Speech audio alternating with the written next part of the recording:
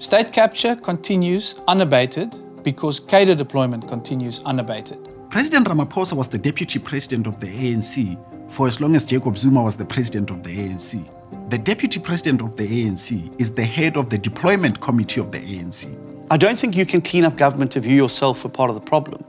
And people forget that he was the chair of the Cadre Deployment Committee under Jacob Zuma. And every major appointment in government on boards of state-owned enterprises, on Chapter 9 institutions, on appointment of director generals, CEOs of some of the biggest state entities like the Post Office, the SABC, Transnet, Eskom, those happen on the recommendation of the deployment committee.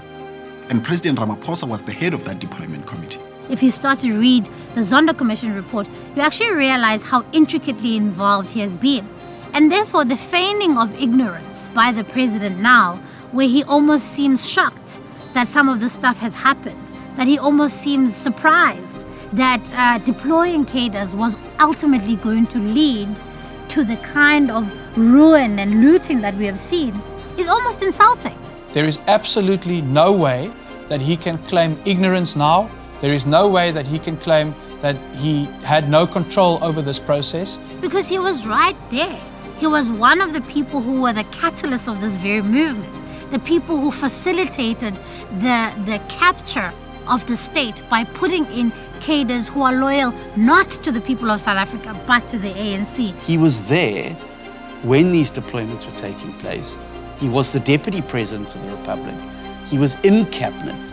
He was in the NEC of the ANC. He can't just simply turn around and say, wasn't me. The biggest mistake we can make as a society is to think that it is individuals in the ANC that are a problem and who are the enablers of corruption.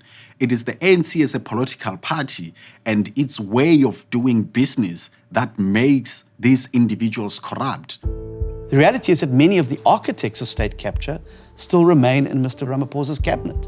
They still remain in the benches of parliament. They still remain on the ANC's NEC.